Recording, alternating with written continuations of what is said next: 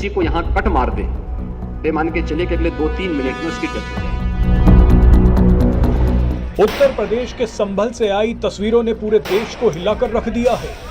संभल की जामा मस्जिद की सच्चाई पता लगाने गई टीम पर जिस तरह से हमला हुआ वो डराने वाला था।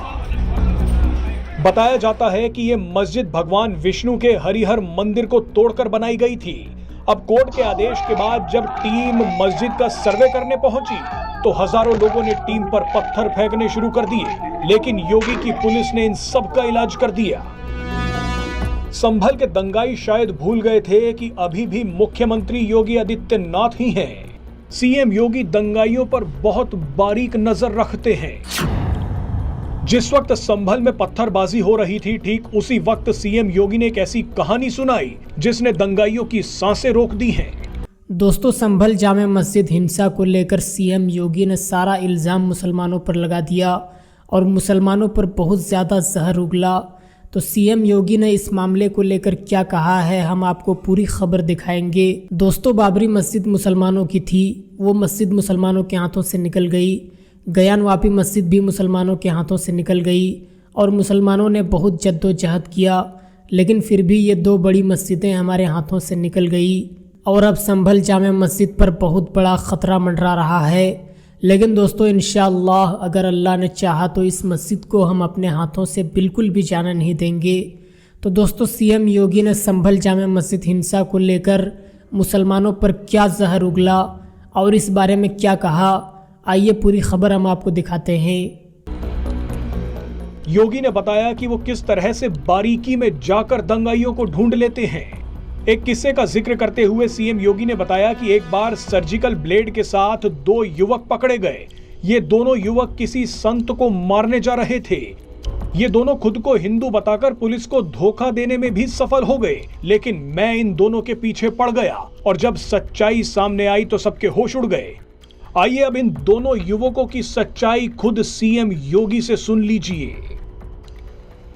का वो सर्जिकल ब्लेड होता है। मैंने कहा सर्जिकल ब्लेड ये डॉक्टर इस्तेमाल करते हैं सर्जरी में, बहुत शार्प होता है।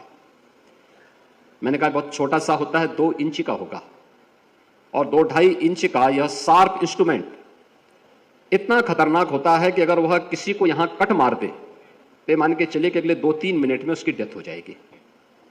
तो मैंने कहा भी इतने खतरनाक इंस्ट्रूमेंट को लेकर के जा रहे हैं और आप उसको हल्केपन से ले रहे हैं। मैंने कहा एक मालूम करे, दोनों युवा वास्तव में जिस नाम से जो नाम उन्होंने बताया है ये नाम उन्हीं का है या छद्म नाम है। तो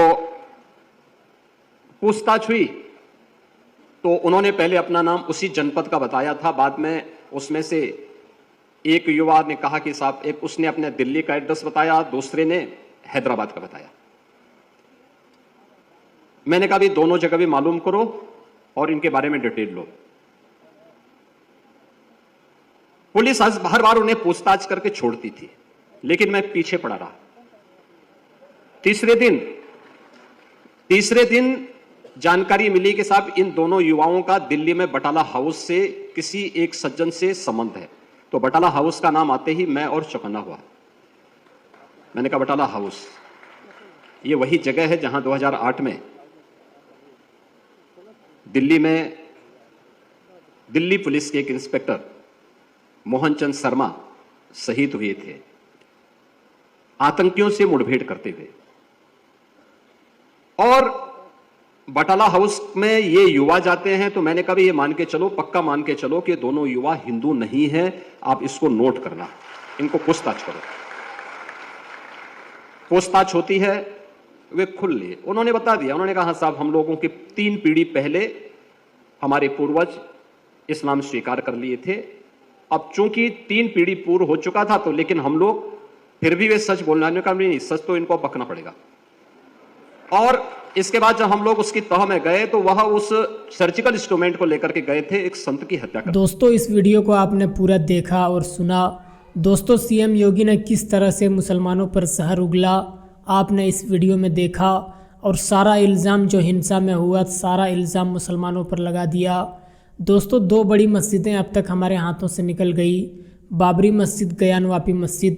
लेकिन दोस्तों अब जिस हालत में भी हो, हमें अपनी जान तक कुर्बान क्यों ना करनी पड़े, लेकिन इस मस्जिद को यानी संभल की जामे मस्जिद को हम अपने हाथों से बिल्कुल भी निकलने नहीं देंगे। अगर अल्लाह ने चाहा तो इंशाअल्लाह संभल की जामे मस्जिद हमारे हाथों से नहीं निकलेगी। तो दोस्तों इस वीडियो पर आप अपनी क्या राय रखते हैं हमें कमेंट करके ज़रूर बताएं और इस वीडियो को अपने दोस्तों अहबाब तक ज़रूर शेयर करें। खुदा हाफिज़।